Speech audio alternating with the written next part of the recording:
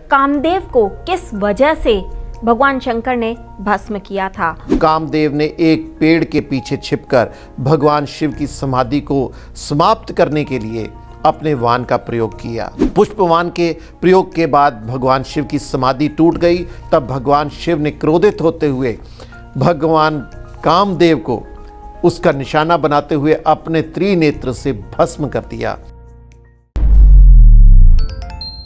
नमस्कार, D5 channel Hindi के programme धर्म धरोहर संस्कृति में आप सभी दर्शकों का बहुत बहुत स्वागत है। इस प्रोग्राम में हम आपको धर्म धरोहर या फिर संस्कृति से जुड़ी जानकारी देते हैं। इस प्रोग्राम में आज हम आपको बताएंगे कि क्या कामदेव को किस वजह से भगवान शंकर ने भस्म किया था। हो सकता है आप में से बहुत सारे लोगों को पता हो, लेकिन कई लोगों को इसके पीछे का रोचक प्रसंग बिल्कुल नहीं पता होगा। भगवान महादेव ने कामदेव को एक खास कारण से भस्म किया था। इसके बाद माता पार्वती के आशीर्वाद से कामदेव ने भगवान श्री कृष्ण के बेटे प्रद्युम्न के रूप में जन्म लिया था। तो आइए जानते हैं इसके पीछे क्या रोचक प्रसंग है। ये बिल्कुल सही है कि इस धरती का, इस ब्रह्मांड का संचालन त्रिदेव यानी कि ब्रह्मा, विष्णु और महेश के हाथों में है।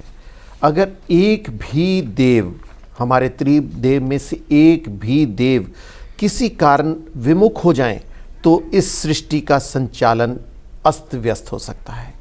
और यही कुछ कारण भगवान शिव का माता सती के जब हवन कुंड में आत्मदाह के बाद हुआ, तो वही स्थिति भगवान शिव के साथ भी पैदा हो गई। तो कहा जाता है कि भगवान शिव बिल्कुल इस सृष्टि से विमुख हो गए। तब स्थितियां बिल्कुल विपरीत हो गई, क्योंकि संचालन में काफ़ी कमी उत्पन्न हो गई।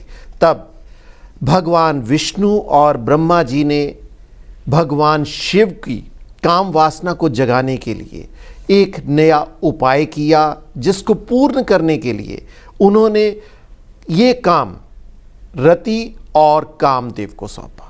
कामदेव यो काम किए वासना के देव, कामदेव, इसी कारण उनको इस काम के लिए सौंपा। परंतु कामदेव की हर एक चाल भगवान शिव के समक्ष विमुख हो गई, सारी चालें असफल हो गई। तब भगवान शिव में काम भावना को जगाने के लिए जब काम सभी अपने चालों को असफल होते देखा, तो कामदेव ने एक पेड़ के पीछे छिपकर भगवान शिव की समाधि को समाप्त करने के लिए अपने वाण का प्रयोग किया, पुष्पवान का। पुष्पवान के प्रयोग के बाद भगवान शिव की समाधि टूट गई। तब भगवान शिव ने क्रोधित होते हुए भगवान कामदेव को उसका निशाना बनाते हुए अपने त्रिनेत्र से भस्म कर दिया।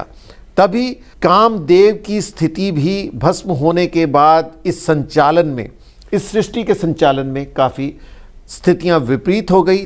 तब रति ने अपने पति की भस्म को हुई, पार्थिव शरीर की भस्म को अपने शरीर पर मलते हुए भगवान शिव से इसको समाप्त करने की बात को पूछा और इसका हल भी पूछा कि आखिर कैसे वे अपने पति को पा सकती हैं। तब माता पार्वती ने उन्हें भगवान शिव की तपस्या करने के लिए प्रेरित किया। रति ने माता पार्वती की इस आग्रह को स्वीकार करते हुए, भगवान शिव की प्रार्थना को स्वीकार करते हुए उनका पूजन शुरू कर दिया। और तब माता पार्वती ने और भगवान शिव ने प्रसन्न होकर रति को आशीर्वाद दिया कि आपका पति यानी कि कामदेव यदुकुल में भगवान श्री कृष्ण के रूप में और उनके बेटे के रूप में, प्रद्युम्न के रूप में इस धरती पर जन्म लेंगे। भगवान श्री कृष्ण के धरती पर अवतरित होने के बाद में जब रुक्मिणी से उनका विवाह हुआ, तो उनके गर्भ में कामदेव को स्थित कर दिया गया। समय आने पर एक बहुत ही सुंदर बालक ने जन्म लिया। बालक का सौंदर्य, सद्गुण, सभी कुछ श्री कृष्ण के समान ही थे। जब राक्षस शंबरासुर को पता चला कि उनका शत्रु पैदा हो गया है, तो उन्होंने 10 दिन बाद उस बालक को उठवा लिया और उसे एक नदी में फेंक दिया। जब उसे एक नदी में फेंकवाया गया तो उसे मछली ने निगल लिया, मछली को मगरमच्छ ने निगल लिया, और मगरमच्छ को जब एक मछुआरे ने पकड़ के फिर से शंबरासुर की रसोई में भेज दिया तो वहाँ पर जब मगरमच्छ को काटा गया तो उसमें से एक बहुत ही सुंदर बालक सामने आया। उस सुंदर बालक को रति ने मायावती के रूप में आकर के पालन पोषण करने का सोचा। वो शंबरासुर की दासी के रूप में वहाँ पर आई और उसके बाद रति ने उनका पालन पोषण करना शुरू कर दिया।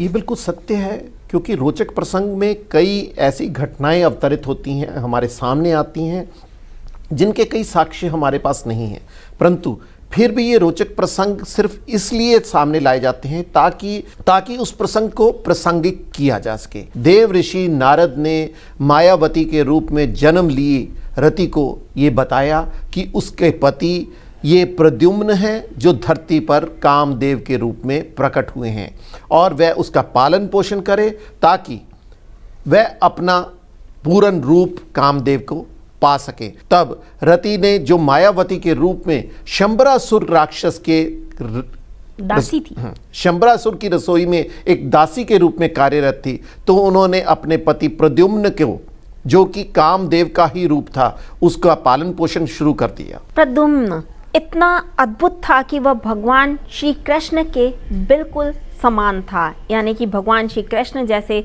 सभी गुण प्रद्युम्न में भी मौजूद थे। प्रद्युम्न को धनुष्मान, अस्त्र शस्त्र की शिक्षा प्रदान की गई, सभी शिक्षाओं में उन्हें पारंगत किया गया। जब वो युद्ध विद्या में प्रवीण हो गए तो वो शंबरासुर की सभा में पहुंचे और उसे बोले कि अब तेरा विनाश पास में है, मैं तेरा वही शत्रु हूं जिसे तूने समुद्र में फेंक दिया था, अब तेरा अंत आ गया है। तब प्रद्युम्न ने महाविद्या का प्रयोग करते हुए शंबरासुर का सिर काट दिया और तभी रति प्रद्युम्न को अपने साथ आकाश मार्ग से द्वारिकापुरी ले जाती है। इस तरह से प्रद्युम्न ने इस धरती पर अपने अवतरित होने का, कामदेव के रूप में अवतरित होने का उद्देश्य को पूरा किया और देवलोक को गमन किया। इस रोचक प्रसंग के बारे में बहुत कम लोग जानते होंगे। हमारी ज़्यादातर कोशिश यही रहती है कि हम आपके लिए ऐसे ही रोचक प्रसंग लेकर आते रहें। अब मुझे वंदना को और मुझे प्रदीप शाही को इजाज़त दीजिए ताकि इस तरह के रोचक प्रसंग हम आपके समक्ष निरंतर प्रस्तुत करने की कोशिश जारी रखें। धन्यवाद। नमस्कार।